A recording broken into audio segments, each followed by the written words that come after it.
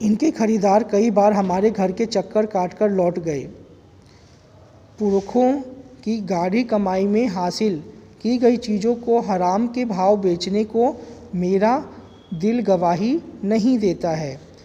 उसने क्या बोला, जो मालकिन थी उसने बोला कि कई बार जो है लोग इसको ख़रीदने के लिए आए, लेकिन ये पुरखों की गाढ़ी कमाई से जो है ख़रीदी गई ये चीज़ें हैं और मेरा दिल जो है इसको बेचने की गवाही नहीं देता है। हमें क्या मालूम कैसी तंगी के दिनों में अपनी जीभ पर कोई स्वादिष्ट चपटी चीज़ रखने के बजाय मन मसोड़ कर दो पैसे जमा करके ये खरीदी होंगी ये तमाम चीज़ें। उसने बताया कि हो सकता है पता नहीं कितनी दिक्कतों के बाद इसको ख़रीदा होगा, ठीक है ना, जिसके हमारे लोगों की नज़रों में अब कोई कीमत नहीं रह गई है। बाज़ार में जाकर पीतल का भाव पूछो ज़रा, दाम सुनकर दिमाग चकराने लगता है और ये व्यापारी हमारे घरों से हराम के भाव इकट्ठा कर ले जाते। वो बताती है कि किस तरीके से पीतल का भाव बहुत ज़्यादा चढ़ता जा रहा है और ये लोग आते हमारे घर से जो है औने पौने दाम में ये पीतल के बर्तन खरीद कर ले जाते हैं। तमाम बर्तन भांडे कांसे के बर्तन भी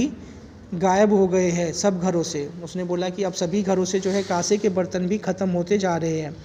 इतनी लंबी बात नहीं सोचते बाकी लोग। अब जिस घर में जाओ वहाँ या तो स्टील के भांडे दिखाई देते हैं या फिर कांच और मिट्टी के। अब कहीं भी पीतल के नहीं दिखते, अब किसके दिखते, या तो स्टील के या फिर मिट्टी के।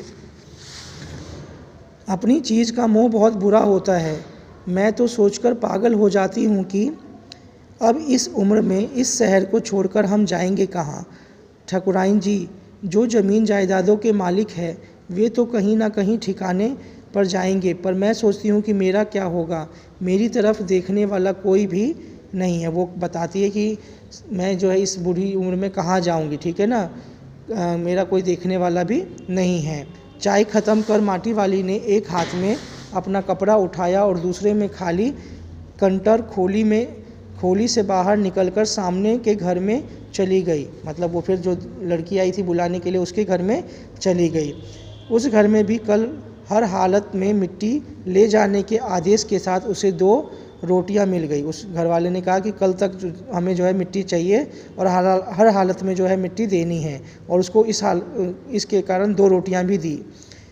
उन्हें भी उसने अपने कपड़े के एक दूसरे छोर में बांध लिया और लोग जाने तो जाने कि वह रोटियां अपने बूढ़े के लिए ले जा रही है। उसने मन में सोचा कि लोगों को जो जानना है जाने, मैं तो रोटियां अपने बूढ़े के लिए ले जा रही हूँ। उसके घर पहुँचते ही अशक्त बूढ़ा कातर नज़रों से उसकी ओर देखने लगता है। अब वो अपने बूढ़े की बात कर रही है कि घर में जाते ही वो बूढ़ा जो है उसको देखने लगता है।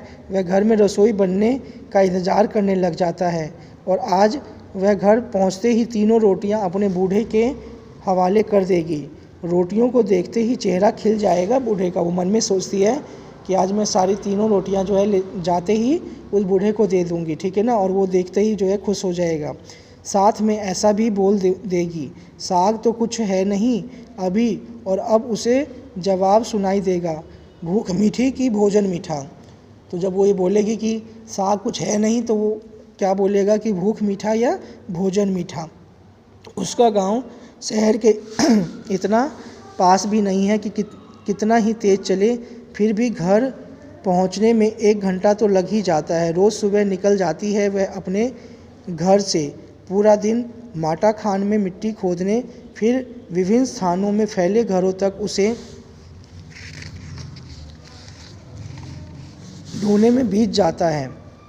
घर पहुंचने से पहले रात घिरने लगती है। उसके पास अपना कोई खेत नहीं है, ज़मीन का एक भी टुकड़ा नहीं है। झोपड़ी जिसमें वह गुजारा करती है वह गांव के ठाकुर की ज़मीन पर खड़ी है। उसकी ज़मीन पर रहने की एवज में उस भले आदमी के घर में भी माटी वाली को कई तरह के कामों की बेगार करनी पड़ती है। यानी उसके पास अपनी कोई ज़मीन नहीं है और वो जिस जगह पर उसकी झुग्गी है वो झुग्गी भी जो है वो किसके, वहाँ के गांव के किसी ठाकुर की है, और उसके एवज में उसको ठाकुर के घर में बहुत सारे जो काम धंधे हैं वो भी उसको करने पड़ते हैं।